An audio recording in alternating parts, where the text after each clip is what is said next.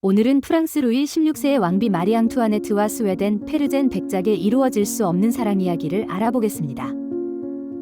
마리 앙투아네트는 자신의 주변 사람들을 중심으로 개인적인 서클을 형성하여 기회가 있을 때마다 함께 시간을 보냈습니다. 예민하면서도 순수한 마음을 가진 랑발 공주, 그녀와 가장 잘 맞았던 폴리냐 가브리엘 백작 부인, 루이의 여동생 마담 엘리자베스, 그리고 유일한 남성 멤버로 루이의 동생 아르투아 백작이 그녀와 함께 했습니다. 아르투아 백작은 마리 앙투아네트에게 호감을 가지고 있어 파리의 마리와 비엔나의 마리아 테레자 사이에서 편지를 전달하는 역할을 자원했습니다. 그는 핵심 멤버는 아니었지만 비엔나에서 마리 앙투아네트의 음악 선생이었던 유명한 작곡가 글룩과 같이 존경받는 인물이었습니다. 어느 날 서클레브에 새로운 인물이 등장했는데 그는 나중에 그녀의 연인으로 알려진 스웨덴 귀족 악셀 폰 페르센 백작이었습니다. 페르센은 실제 인물보다는 만화 베르사유의 장미에서 잘생긴 남성으로 등장해 더 유명해진 인물입니다. 한스 악셀 폰 페르센은 1755년 스웨덴의 정치가이자 군인으로 스웨덴 왕실보다 더 부유했던 스웨덴 명문귀족이자 왕실 고문관인 프레드릭 악셀 폰 페르센 후작의 아들로 태어나 백작의 지위를 받았습니다. 폰 페르센 가문의 조상은 1618년부터 1648년까지 벌어진 30년 전쟁 중에 에스토니아에서 스웨덴으로 이주했습니다. 1735년에는 페르센가가 스웨덴 스톡홀름 외곽의 말라렌 호수를 조망할 수 있는 스테닝게궁을 구입했으며 폰 페르센의 아버지는 당시 스웨덴에서 가장 영향력 있는 정치 지도자 중 한 명이자 가장 부유한 사람들 중 하나였습니다. 그의 집안은 스웨덴의 4개의 궁을 소유한 영주였으며 스웨덴과 핀란드의 광산, 토지, 산림 및 철주 조소를 소유했으며 스웨덴에서 가장 수익성이 높은 사업인 스웨덴 도민도 회사의 지분을 많이 소유하고 있었습니다. 악셀의 아버지 프레드릭은 루이 15세 시대의 프랑스를 두 번째 고향으로 여겼으며 가정에서는 프랑스어만을 사용했습니다. 이로 인해 어린 악셀은 프랑스 문화의 깊은 영향을 받으며 성장했습니다. 폰 페르센은 어린 시절 프랑스어, 라틴어, 영어, 독일어, 이탈리아어 등 다양한 언어를 학습했고 15세가 되던 1770년 7월에는 경험을 쌓고 시야를 넓히기 위해 여러 나라를 방문하기 시작했습니다. 세련된 외모와 호리호리한 체격을 갖춘 웅변가로 성장한 페르센은 유럽을 여행한 지 3년 만에 귀족에게 필요한 지식을 익혀 1773년 18세의 나이로 프랑스 파리 사교계에 첫발을 내딛습니다. 그는 순식간에 파리 상류층 여성들 사이에서 인기를 얻으며 유명인사가 되었습니다. 1774년 1월 그는 베르사유 궁에서 루이 15세와 그의 정부 마담 듀바리를 만났고 일주일 후 파리 오페라의 가면 무도회에서 처음으로 왕태자비 마리 앙투아네트를 만나게 되었습니다. 그는 그녀가 누구인지 모른 채 오랫동안 대화를 나누었고 그녀의 정체를 알게 되었을 때 모든 이들이 그녀에게 경의를 표하며 둘러섰습니다. 그녀는 오후 3시가 되자 궁을 떠났고 그 역시 궁에서 나왔습니다. 그는 상냥한 성격으로 프랑스 궁정에서 매우 인기가 있었으며 동갑내기인 마리 왕세자비는 특히 그의 우아함과 재치에 매료되었습니다.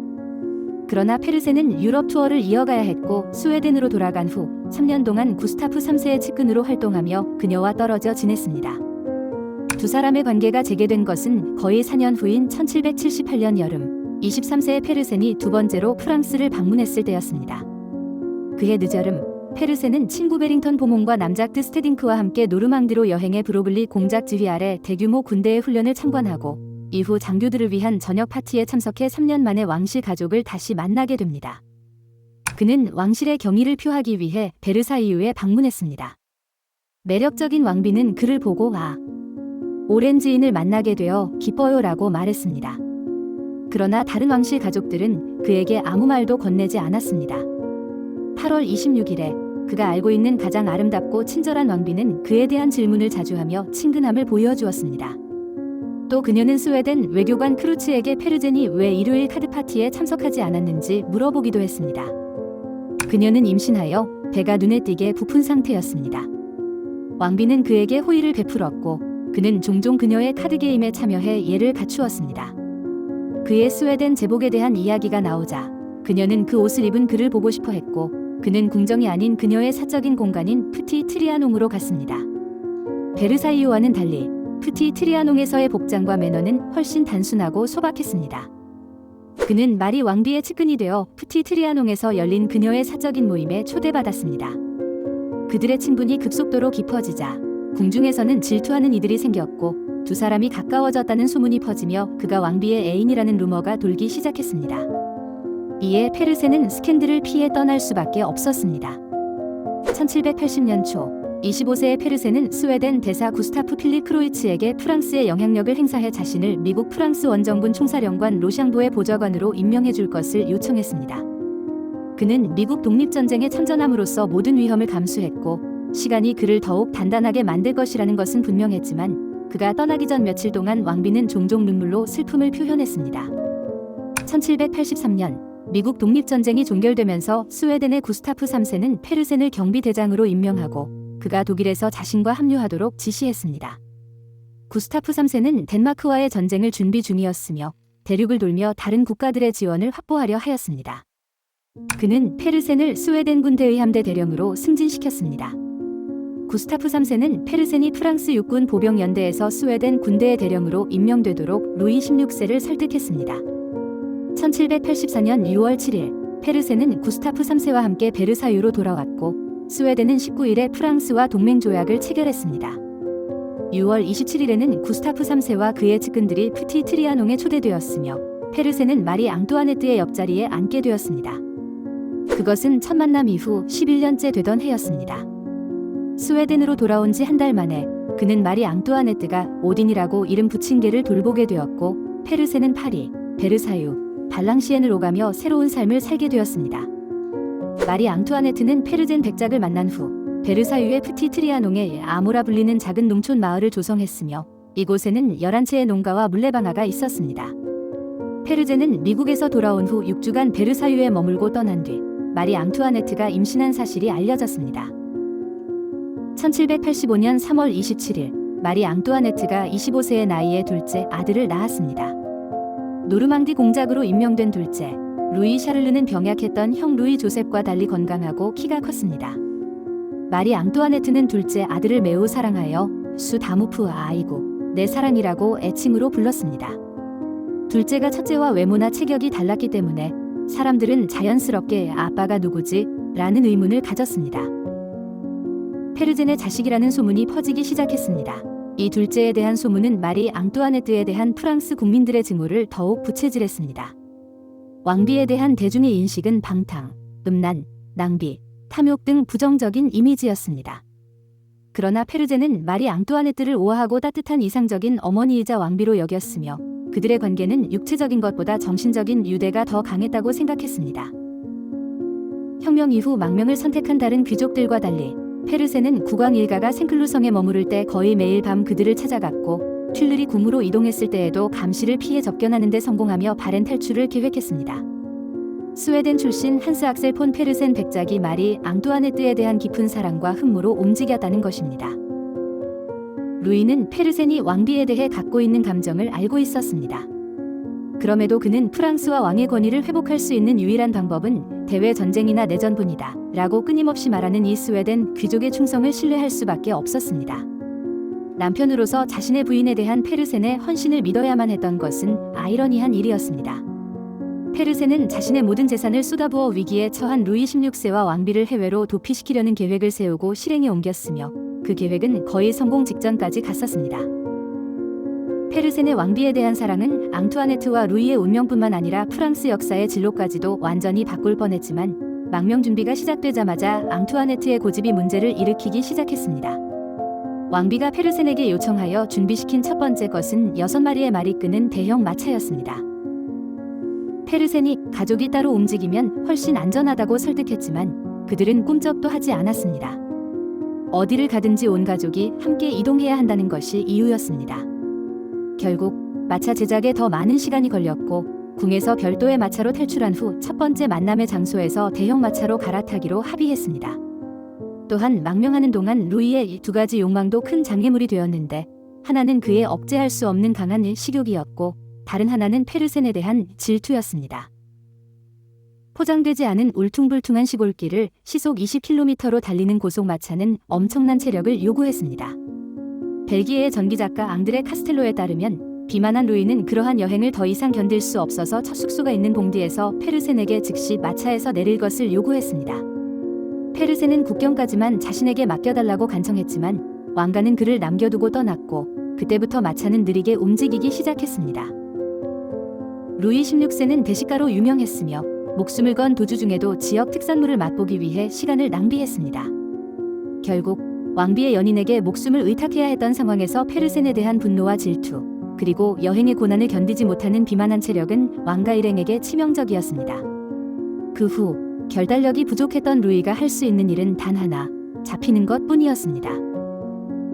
왕실이 파리로 돌아오기 전에 폰 페르센이 탈출을 기도한 인물 중 하나로 밝혀져 그에게도 체포영장이 발부되었습니다. 그는 프랑스를 떠나 다른 유럽 강국들을 설득하여 프랑스에 전쟁을 선포하려는 계획을 세웠습니다. 브뤼셀에서 페르센은 친구 보몽과 마리 앙투아네트에게 연락하기 위한 비밀 편지를 작성할 때 스테가노그래피 기법을 개발했습니다. 평범한 편지에 넓은 행간을 두고 잉크 대신 우유를 사용해 실제 정보를 행간에 적었습니다. 우유로 쓴 글씨는 종이에 석탄이나 먼지가 묻을 때까지 보이지 않다가 석탄을 털어내면 비밀 글자가 마치 잉크로 쓴 글씨처럼 선명하게 드러났습니다. 이 방법으로 그들은 편지를 주고받았습니다.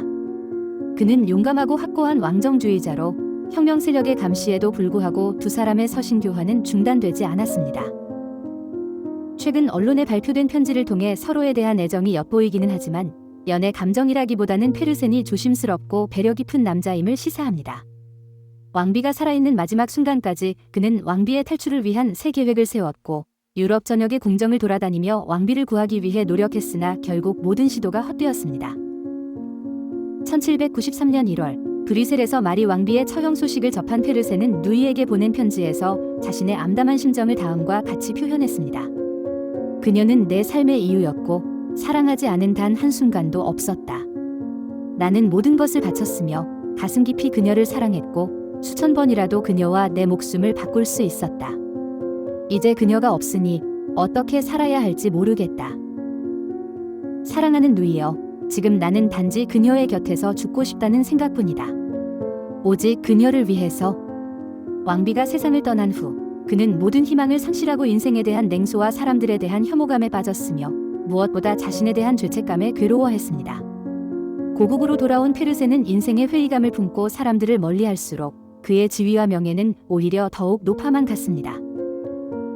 그는 왕 다음으로 높은 지위인 제독에 오르며 스웨덴 왕실에서 가장 큰 영향력을 행사할 수 있는 인물이 되었고 이로 인해 많은 이들의 질투를 받았습니다.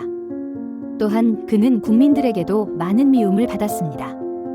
스웨덴은 역사적으로 신권과 왕권이 대립하는 나라였으며 페르센이 살던 시대는 구스타프 2세의 카리스마가 사라지고 구스타프 3세의 시기부터 왕권이 신권에 밀려나기 시작했습니다.